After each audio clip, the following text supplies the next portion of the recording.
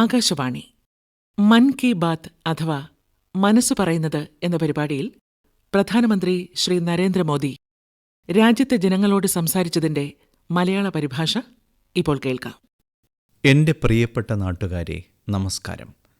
2025 ആദ്യത്തെ മൻ കി ബാത്ത് പ്രക്ഷേപണമാണിത്. നിങ്ങൾ ഒരു കാര്യം ശ്രദ്ധിച്ചിട്ടുണ്ടാകും. എല്ലാ തവണയും മാസത്തിലെ അവസാന ഞായറാഴ്ചയാണ് മൻ കി ബാത്ത് പ്രക്ഷേപണം ചെയ്യുന്നത്. എന്നാൽ ഇത്തവണ നമ്മൾ ഒരാഴ്ച മുമ്പ് ഒത്തുചേരുന്നു. 4ാമത്തെ ഞായറാഴ്ചയ്ക്ക് പകരം 3ാമത്തെ ഞായറാഴ്ച. കാരണം അടുത്ത ഞായറാഴ്ച റിപ്പബ്ലിക് ദിനം ആണ്. എൻ്റെ എല്ലാ നാട്ടുകാർക്കും മുൻകൂട്ടി റിപ്പബ്ലിക് ദിന ആശംസകൾ നേരുന്നു. സുഹൃത്തുക്കളെ, ഇത്തവണത്തെ റിപ്പബ്ലിക് ദിനം വളരെ പ്രത്യേകതയുള്ളതാണ്. ഇന്ത്യൻ റിപ്പബ്ലിക്കിൻ്റെ 75ാം വാർഷികമാണിത്. ഭരണഘടന നടപ്പിലാക്കിയതിൻ്റെ 75 വർഷങ്ങൾ ഈ വർഷം പൂർത്തിയാകുന്നു. നമ്മുടെ പവിത്രമായ ഭരണഘടന നമുക്ക് നൽകിയ ഭരണഘടനാ അസംബ്ലിയിലെ എല്ലാ മഹാന്മാരെയും ഞാൻ അഭിവാദനം ചെയ്യുന്നു. ഭരണഘടനാ അസംബ്ലിയുടെ സമയത്ത് നിരവധി വിഷയങ്ങളെക്കുറിച്ച് നീണ്ട ചർച്ചകൾ നടന്നു. ആ ചർച്ചകൾ, ഭരണഘടനാ അസംബ്ലിയിലെ അംഗങ്ങളുടെ ചിന്തകൾ, അവരുടെ വാക്കുകൾ നമ്മുടെ ഏറ്റവും വലിയ സ്വത്താണവയെല്ലാം. ഇന്നത്തെ മൻ കി ബാത്തിൽ എൻ്റെ ശ്രമം മഹാന്മാരായ ചില നേതാക്കളുടെ യഥാർത്ഥ ശബ്ദം നിങ്ങളെ കേൾപ്പിക്കുക എന്നതാണ്. സുഹൃത്തുക്കളെ, ഭരണഘടനാ അസംബ്ലി അതിൻ്റെ പ്രവർത്തനം ആരംഭിച്ചപ്പോൾ ബാബാ സാഹിബ് അംബേദ്കർ പരസ്പര സഹകരണത്തെക്കുറിച്ച് വളരെ പ്രധാനപ്പെട്ട ഒരു കാര്യം പറഞ്ഞിരുന്നു. അദ്ദേഹത്തിൻ്റെ ഈ അഭിസംബോധന ഇംഗ്ലീഷിലാണ്. അതിൽ നിന്നുള്ള ഒരു ഭാഗം ഞാൻ കേൾപ്പിക്കാം. So far as the ultimate goal is concerned, I think none of us need have any apprehensions. None of us need have any doubt. But my fear, which I must express clearly, is this. Our difficulty, as I said, is not about the ultimate future. Our difficulty is how to make the heterogeneous mess that we have today take a decision in common and march in a cooperative way on that road which is bound to lead us to unity. Our difficulty is not with regard to the ultimate. Our difficulty is with regard to the beginning. സുഹൃത്തുക്കളെ, ഭരണഘടനാ assembly ഐക്യത്തോടെയും ഒരേ അഭിപ്രായത്തോടെയും ആയിരിക്കണമെന്നും പൊതുനന്മയ്ക്കായി ഒരുമിച്ച് പ്രവർത്തിക്കണമെന്നും ബാബാ സാഹിബ് ഊന്നിപ്പറയുകയായിരുന്നു. ഭരണഘടനാ അസംബ്ലിയുടെ മറ്റൊരു audio clip ഞാൻ കേൾപ്പിക്കാം. ഈ ഓഡിയോ നമ്മുടെ ഭരണഘടനാ അസംബ്ലിയുടെ തലവനായിരുന്ന ഡോക്ടർ രാജേന്ദ്ര പ്രസാദിൻ്റേതാണ്. ഡോക്ടർ രാജേന്ദ്ര പ്രസാദ് പറയുന്നത് നമുക്ക് കേൾക്കാം. हमारा इतिहास बताता है और हमारी संस्कृति सिखाती है कि हम शांति प्रिय हैं और रहें. हमारा साम्राज्य, हमारी फतेह दूसरे तरह की रही है. हमने दूसरों को जंजीरों से, चाहे वो लोहे की हो या सोने की, कभी नहीं बांधने की कोशिश की. हमने दूसरों को अपने साथ लोहे के जंजीर से भी ज्यादा मजबूत मगर सुंदर और सुखद रेशम के धागे से बांध रखा है. और वो बंधन धर्म का है, संस्कृति का है, ज्ञान का है. हम अब भी उसी रास्ते पर चलते रहेंगे और हमारी एक ही इच्छा और अभिलाषा है. वो अभिलाषा ये है कि हम संसार में सुख और शांति कायम करने में मदद पहुंचा सकें और संसार के हाथों में सत्य और अहिंसा वो अचूक हथियार दे सकें जिसने हमें आज आज़ादी तक पहुंचाया है. हमारी जिंदगी और संस्कृति में कुछ ऐसा है जिसने हमें समय के थपेड़ों के बावजूद जिंदा रहने की शक्ति दी है. अगर हम अपने आदर्शों को सामने रखे रहेंगे तो हम संसार की बड़ी सेवा कर पाएंगे. സുഹൃത്തുക്കളെ, മാനുഷിക മൂല്യങ്ങളോടുള്ള രാജ്യത്തിൻ്റെ പ്രതിബദ്ധതയെക്കുറിച്ച് ഡോക്ടർ രാജേന്ദ്ര പ്രസാദ് പറയുകയായിരുന്നു. ഇനി ഞാൻ നിങ്ങളെ ഡോക്ടർ ശ്യാമപ്രസാദ് മുഖർജിയുടെ ശബ്ദം കേൾപ്പിക്കട്ടെ. അവസരങ്ങളുടെ തുല്യത എന്ന വിഷയം അദ്ദേഹം ഉന്നയിച്ചു. ഡോക്ടർ ശ്യാമപ്രസാദ് മുഖർജി പറഞ്ഞു, I hope, sir, that we shall go ahead with our work in spite of all difficulties and thereby help to create that great India, which will be the motherland of not this community or that, not this class of it, but of every person, man, woman and child, inhabiting in this great land, irrespective of race, caste, creed, or community. Everyone to have an equal opportunity so that he or she can develop himself and herself according to the best talent and serve the great common motherland of their people. സുഹൃത്തുക്കളെ, ഭരണഘടനാ assembly ചർച്ചയിൽ നിന്നുള്ള ഈ യഥാർത്ഥ audio കേട്ട് നിങ്ങൾക്കും ആസ്വദിക്കാൻ കഴിഞ്ഞിരിക്കുമെന്ന് ഞാൻ പ്രതീക്ഷിക്കുന്നു.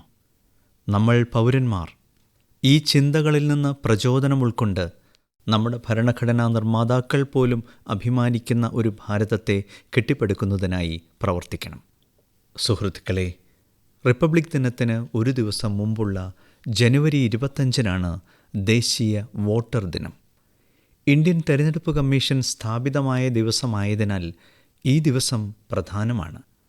നമ്മുടെ ഭരണഘടനാ ശില്പികൾ നമ്മുടെ തെരഞ്ഞെടുപ്പ് കമ്മീഷനും ജനാധിപത്യത്തിലുള്ള ജനങ്ങളുടെ പങ്കാളിത്തത്തിനും ഭരണഘടനയിൽ വളരെ പ്രധാനപ്പെട്ട സ്ഥാനം നൽകിയിട്ടുണ്ട്. 1951-52 രാജ്യത്ത് ആദ്യ തെരഞ്ഞെടുപ്പ് നടന്നപ്പോൾ രാജ്യത്ത് ജനാധിപത്യം നിലനിൽക്കുമോ എന്ന് ചിലർക്ക് സംശയമുണ്ടായിരുന്നു. പക്ഷേ നമ്മുടെ ജനാധിപത്യം എല്ലാ ആശങ്കകളും തെറ്റാണെന്ന് തെളിയിച്ചു. എല്ലാറ്റിനുമുപരി ഭാരതം ജനാധിപത്യത്തിൻ്റെ മാതാവാണ്. കഴിഞ്ഞ ദശകങ്ങളിൽ രാജ്യത്തിൻ്റെ ജനാധിപത്യം ശക്തിപ്പെടുകയും അഭിവൃദ്ധി പ്രാപിക്കുകയും ചെയ്തിട്ടുണ്ട്. നമ്മുടെ വോട്ടിംഗ് പ്രക്രിയ കാലാകാലങ്ങളിൽ ആധുനികവൽക്കരിക്കുകയും ശക്തിപ്പെടുത്തുകയും ചെയ്ത തെരഞ്ഞെടുപ്പ് കമ്മീഷന് ഞാൻ നന്ദി പറയുന്നു. ജനശക്തിക്ക് കൂടുതൽ ശക്തി പകരാൻ കമ്മീഷൻ സാങ്കേതികവിദ്യയുടെ ശക്തി ഉപയോഗിച്ചു. നീതിയുക്തമായ തെരഞ്ഞെടുപ്പുകൾക്കുള്ള പ്രതിബദ്ധതയ്ക്ക് ഞാൻ തെരഞ്ഞെടുപ്പ് കമ്മീഷന് അഭിനന്ദനങ്ങൾ അറിയിക്കുന്നു. എൻ്റെ രാജ്യത്തെ പൗരന്മാരോട് ഞാൻ അഭ്യർത്ഥിക്കുന്നത് അവരുടെ വോട്ടവകാശം പരമാവധി വിനിയോഗിക്കാനും രാജ്യത്തിൻ്റെ ജനാധിപത്യ പ്രക്രിയയുടെ ഭാഗമാകാനും ഈ പ്രക്രിയയെ ശക്തിപ്പെടുത്താനുമാണ്. എൻ്റെ പ്രിയപ്പെട്ട നാട്ടുകാരെ, പ്രയാഗ്രാജിൽ മഹാകുംഭമേള ആരംഭിച്ചു. മറക്കാനാവാത്ത ഒരു ജനക്കൂട്ടം, സങ്കല്പിക്കാൻ പോലും കഴിയാത്ത ഒരു കാഴ്ച, സമത്വത്തിൻ്റെയും ഐക്യത്തിൻ്റെയും അസാധാരണമായ സംഗമം. ഇത്തവണ കുംഭമേളയിൽ നിരവധി ദിവ്യയോഗങ്ങൾ രൂപപ്പെടുകയാണ്. ഈ കുംഭമേള നാനാത്വത്തിൽ ഏകത്വം ആഘോഷിക്കുന്നു. ഇന്ത്യയിലും ലോകമെമ്പാടുമുള്ള ആളുകൾ സംഗമപുളിനത്തിൽ ഒത്തുകൂടുന്നു. ആയിരക്കണക്കിന് വർഷങ്ങളായി തുടർന്നു വരുന്ന ഈ പാരമ്പര്യത്തിൽ എവിടെയും വിവേചനമോ ജാതീയതയോ ഇല്ല. ഇതിൽ ഭാരതത്തിൻ്റെ തെക്കുഭാഗത്തു നിന്നും ഭാരതത്തിൻ്റെ കിഴക്ക് പടിഞ്ഞാറ് ഭാഗങ്ങളിൽ നിന്നും ആളുകൾ വരുന്നു. കുംഭമേളയിൽ ധനികരും ദരിദ്രരും എല്ലാവരും ഒന്നാകുന്നു. എല്ലാവരും സംഗമസ്ഥാനത്ത് മുങ്ങിക്കുളിക്കുന്നു. ഊട്ടുപുരകളിൽ ഒരുമിച്ച് ഭക്ഷണം കഴിക്കുന്നു, പ്രസാദം കഴിക്കുന്നു. അതുകൊണ്ടാണ് കുംഭം ഐക്യത്തിൻ്റെ മഹാകുംഭമെന്ന് പറയപ്പെടുന്നത്. നമ്മുടെ പാരമ്പര്യങ്ങൾ മുഴുവൻ ഭാരതത്തെയും എങ്ങനെ പരസ്പരം ബന്ധിപ്പിക്കുന്നുവെന്ന് കുംഭമേള നമുക്ക് പറഞ്ഞു തരുന്നു. വടക്ക് മുതൽ തെക്ക് വരെ വിശ്വാസങ്ങൾ പിന്തുടരുന്നതിനുള്ള രീതികൾ ഒന്നുതന്നെയാണ്. ഒരു വശത്ത് പ്രയാഗ്രാജ്, ഉജ്ജയിൻ, നാസിക്, ഹരിദ്വാർ എന്നിവിടങ്ങളിൽ കുംഭമേള സംഘടിപ്പിക്കുമ്പോൾ തെക്കുഭാഗത്ത് ഗോദാവരി, കൃഷ്ണ, നർമ്മദ, കാവേരി നദികളുടെ തീരങ്ങളിലാണ് പുഷ്കരം സംഘടിപ്പിക്കുന്നത്. ഈ രണ്ട് ഉത്സവങ്ങളും നമ്മുടെ പുണ്യനദികളുമായും അവയുടെ വിശ്വാസങ്ങളുമായും ബന്ധപ്പെട്ടിരിക്കുന്നു. അതുപോലെ കുംഭകോണം മുതൽ തിരുക്കടയൂർ വരെയും കൂടവാസൽ മുതൽ തിരുച്ചിറൈ വരെയും കുംഭമേളയുമായി ബന്ധപ്പെട്ട പാരമ്പര്യങ്ങളുള്ള നിരവധി ക്ഷേത്രങ്ങളുണ്ട്. സുഹൃത്തുക്കളെ, ഇത്തവണ കുംഭമേളയിൽ യുവാക്കളുടെ പങ്കാളിത്തം വളരെ വിശാലമായി കാണപ്പെട്ടത് നിങ്ങളെല്ലാവരും ശ്രദ്ധിച്ചിട്ടുണ്ടാകും. യുവതലമുറ അവരുടെ നാഗരികതയുമായി ബന്ധപ്പെടുമ്പോൾ തന്നെ അവരുടെ വേരുകൾ ശക്തിപ്പെടുന്നു എന്നതും സത്യമാണ്. അപ്പോൾ അതിൻ്റെ സുവർണമായ ഭാവിയും ഉറപ്പാക്കപ്പെടുന്നു. ഇത്തവണ കുംഭമേളയുടെ ഡിജിറ്റൽ ഫുട്പ്രിൻറ്റ്സ് വലിയ തോതിൽ നമുക്ക് കാണാൻ കഴിയുന്നുണ്ട്. കുംഭമേളയുടെ ഈ ആഗോള പ്രശസ്തി ഓരോ ഇന്ത്യക്കാരനും അഭിമാനകരമായ കാര്യമാണ്. സുഹൃത്തുക്കളെ, കുറച്ചു ദിവസങ്ങൾക്ക് മുമ്പ് പശ്ചിമ ബംഗാളിൽ ഒരു വലിയ ഗംഗാസാഗർ മേളയും സംഘടിപ്പിച്ചിരുന്നു. സംക്രാന്തിയുടെ ശുഭകരമായ അവസരത്തിൽ ലോകമെമ്പാടുമുള്ള ലക്ഷക്കണക്കിന് ഭക്തർ ഈ മേളയിൽ മുങ്ങിക്കുളിച്ചു. കുംഭം, പുഷ്കരം, ഗംഗാസാഗർ മേള, നമ്മുടെ ഈ ഉത്സവങ്ങൾ നമ്മുടെ സാമൂഹിക ഇടപെടലും മൈത്രിയും ഐക്യവും പ്രോത്സാഹിപ്പിക്കുന്നു. ഈ ഉത്സവങ്ങൾ ഭാരതത്തിലെ ജനങ്ങളെ ഭാരതത്തിൻ്റെ പാരമ്പര്യങ്ങളുമായി ബന്ധിപ്പിക്കുന്നു. നമ്മുടെ വേദങ്ങൾ ലോകത്തിലെ ധർമ്മം, അർത്ഥം, കാമം, മോക്ഷം എന്നീ 4 ഊന്നൽ നൽകിയതുപോലെ നമ്മുടെ ഉത്സവങ്ങളും പാരമ്പര്യവും ആത്മീയം, സാമൂഹികം, സാംസ്കാരികം, സാമ്പത്തികം എന്നീ എല്ലാ വശങ്ങളെയും ശക്തിപ്പെടുത്തുന്നു.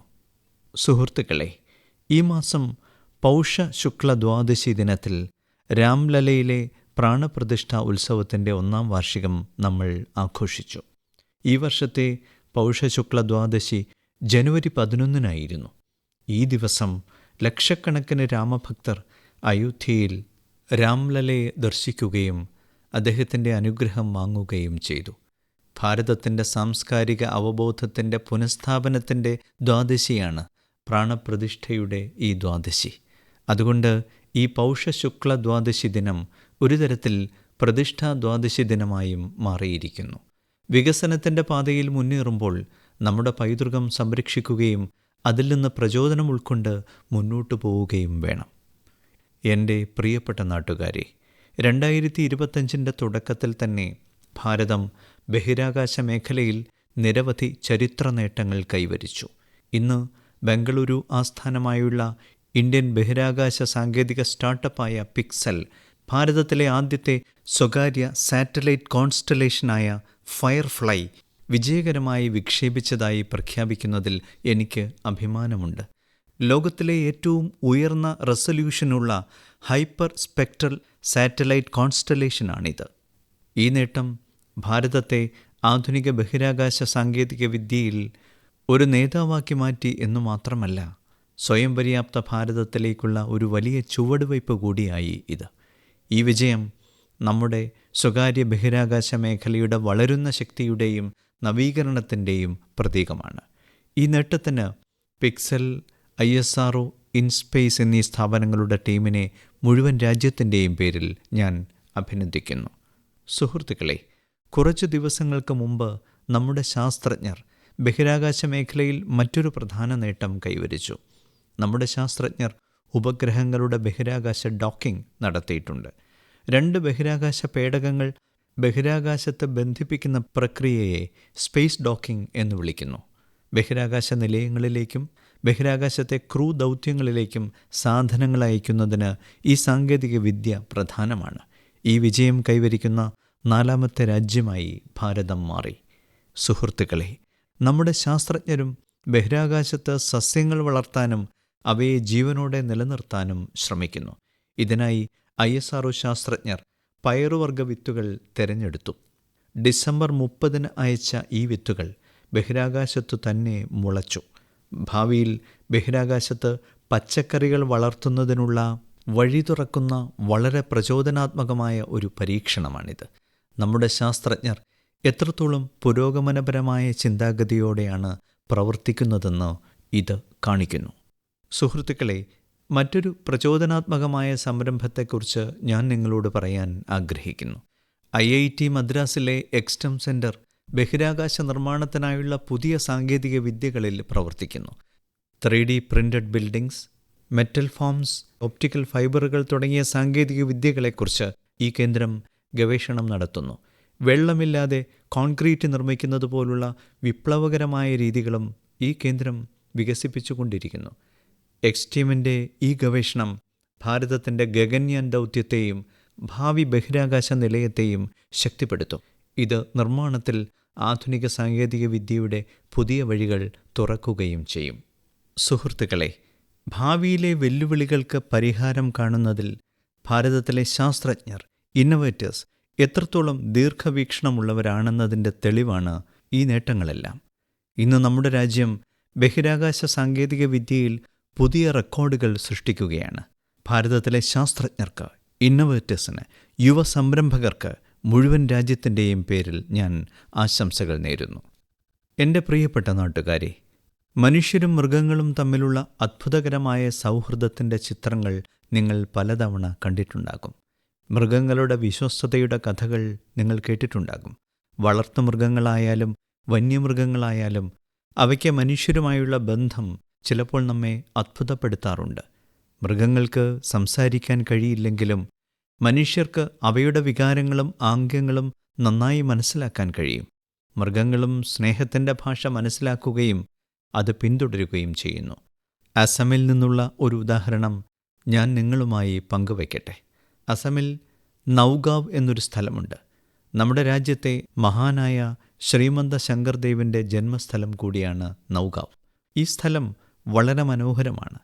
ആനകൾക്ക് വലിയൊരു ആവാസ വ്യവസ്ഥയും ഇവിടെയുണ്ട്. ഈ പ്രദേശത്ത് ആനക്കൂട്ടങ്ങൾ വിളകൾ നശിപ്പിക്കുന്ന നിരവധി സംഭവങ്ങൾ നടന്നിരുന്നു. കർഷകർ ബുദ്ധിമുട്ടിയിരുന്നു. ഇതുമൂലം ചുറ്റുമുള്ള 100ഓളം ഗ്രാമങ്ങളിലെ ആളുകൾ വളരെ അസ്വസ്ഥരായിരുന്നു. പക്ഷേ ഗ്രാമവാസികൾക്കും ആനകളുടെ നിസ്സഹായത മനസ്സിലായി. വിശപ്പടക്കാനാണ് ആനകൾ വയലുകളിലേക്ക് നീങ്ങുന്നതെന്ന് അവർക്കറിയാമായിരുന്നു. അതിനാൽ ഗ്രാമവാസികൾ ഇതിനൊരു പരിഹാരം കണ്ടെത്താൻ ആലോചിച്ചു. ഹാത്തി ബന്ധു എന്ന പേരിൽ ഗ്രാമീണരുടെ ഒരു സംഘം രൂപീകരിച്ചു.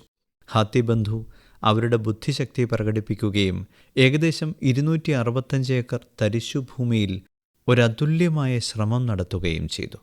ഇവിടെ ഗ്രാമവാസികൾ ഒരുമിച്ച് നേപ്പിയർ പുല്ല് നട്ടുപിടിപ്പിച്ചു.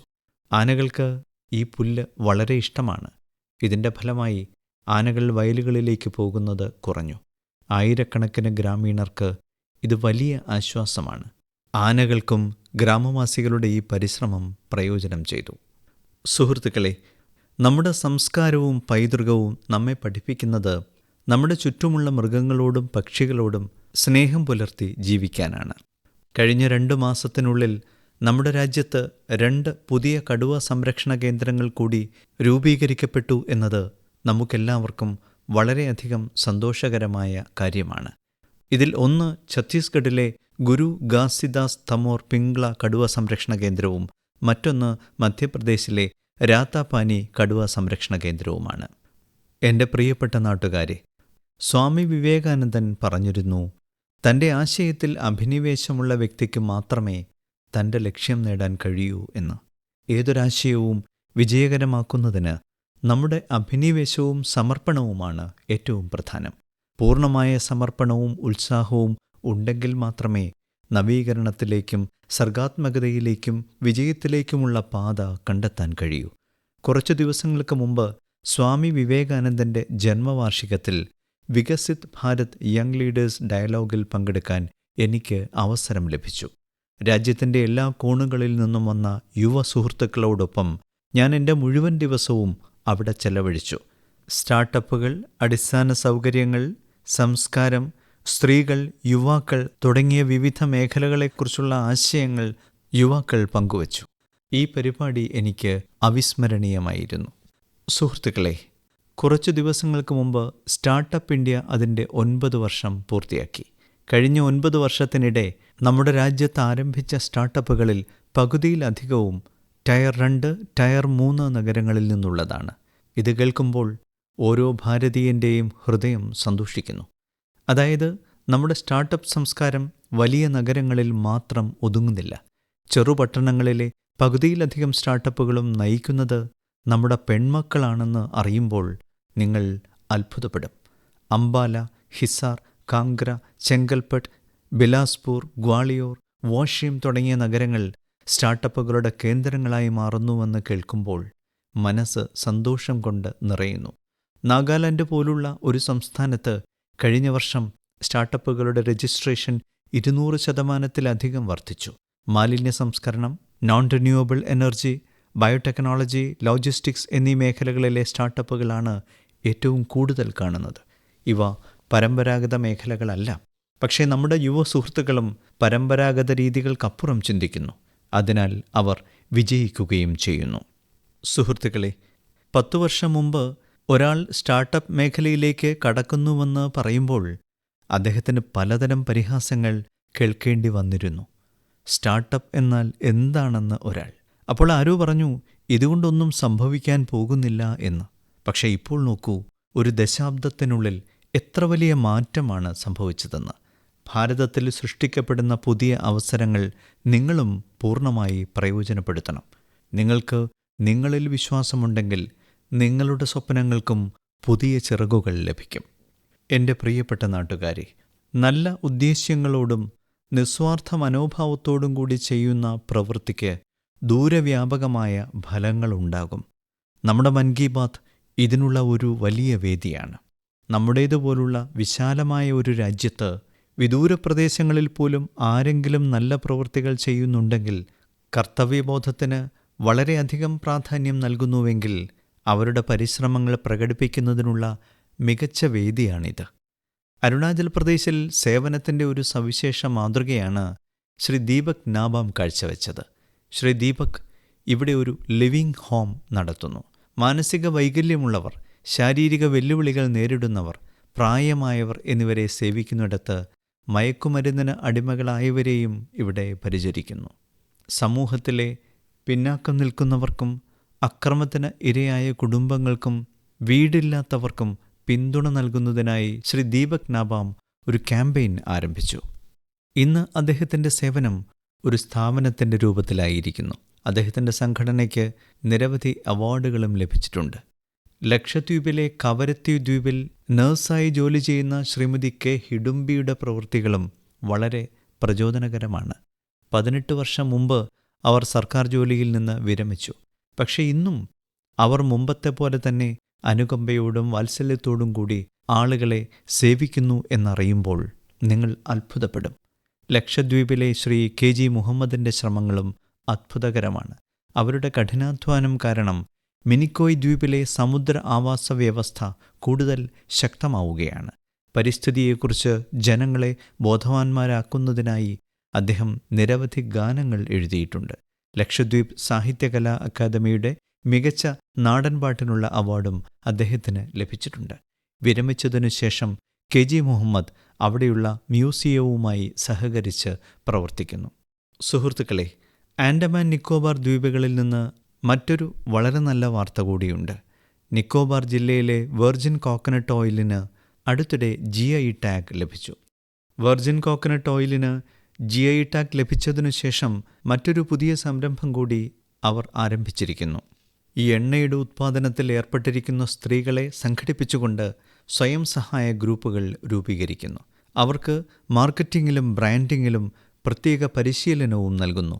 നമ്മുടെ ഗോത്ര സമൂഹങ്ങളെ സാമ്പത്തികമായി ശാക്തീകരിക്കുന്നതിനുള്ള ഒരു വലിയ ചുവടുവയ്പ്പാണിത്. ഭാവിയിൽ നിക്കോബാറിലെ വെർജിൻ കോക്കനട്ട് ഓയിൽ ലോകമെമ്പാടും ഒരു കോളിളക്കം സൃഷ്ടിക്കുമെന്ന് ഞാൻ വിശ്വസിക്കുന്നു. ഇതിലേറ്റവും വലിയ സംഭാവന ആൻഡമാൻ നിക്കോബാറിലെ വനിതാ സ്വയം സഹായ സംഘങ്ങളുടേതായിരിക്കും. എൻ്റെ പ്രിയപ്പെട്ട നാട്ടുകാരെ, ഒരു നിമിഷം ഈ ഒരു ദൃശ്യം സങ്കൽപ്പിക്കുക. കൊൽക്കത്തയിലാണ് ജനുവരി സമയം. 2ാം ലോകമഹായുദ്ധം അതിൻ്റെ ഉച്ചസ്ഥായിയിലാണ്. ഭാരതത്തിൽ ബ്രിട്ടീഷുകാർക്കെതിരായ രോഷം കൊടുമ്പിരിക്കൊണ്ടിരിക്കുന്നു. നഗരത്തിൻ്റെ ഓരോ മുക്കിലും മൂലയിലും പോലീസുകാരെ വിന്യസിച്ചിട്ടുണ്ട്. കൊൽക്കത്തയുടെ ഹൃദയഭാഗത്തുള്ള ഒരു വീടിനു ചുറ്റും പോലീസ് കൂടുതൽ ജാഗ്രത പുലർത്തുന്നു. അതേസമയം രാത്രിയുടെ ഇരുട്ടിൽ ഒരു ബംഗ്ലാവിൽ നിന്ന് കാറിൽ തവിട്ട് നിറത്തിലുള്ള നീളമുള്ള കോട്ടും പാൻറ്റും കറുത്ത തൊപ്പിയും ധരിച്ച ഒരാൾ പുറത്തിറങ്ങി വരുന്നു. നിരവധി സുരക്ഷാ ചെക്ക് പോസ്റ്റുകൾ കടന്ന് അയാൾ ഗോമോ എന്ന റെയിൽവേ സ്റ്റേഷനിൽ എത്തുന്നു. ഈ സ്റ്റേഷൻ ഇപ്പോൾ ജാർഖണ്ഡിലാണ്. ഇവിടെ നിന്ന് അയാൾ ഒരു ട്രെയിൻ പിടിച്ച് മുന്നോട്ട് നീങ്ങുന്നു. പിന്നീട് അഫ്ഗാനിസ്ഥാൻ വഴി അദ്ദേഹം യൂറോപ്പിലെത്തുന്നു. ബ്രിട്ടീഷ് ഭരണത്തിൻ്റെ അഭേദ്യമായ കോട്ടകൾക്കിടയിലും ഇതെല്ലാം സംഭവിക്കുകയാണ്. സുഹൃത്തുക്കളെ, ഈ കഥ നിങ്ങൾക്ക് ഒരു സിനിമാരംഗം പോലെ തോന്നിയേക്കാം. ഇത്രയധികം ധൈര്യം കാണിക്കാൻ മാത്രം ആരാണിയാൾ എന്ന് നിങ്ങൾ ചിന്തിക്കുന്നുണ്ടാകും. യഥാർത്ഥത്തിൽ ആ വ്യക്തി മറ്റാരുമല്ല, നമ്മുടെ രാജ്യത്തെ മഹനീയ വ്യക്തിത്വം നേതാജി സുഭാഷ് ചന്ദ്രബോസ് ആയിരുന്നു അത്.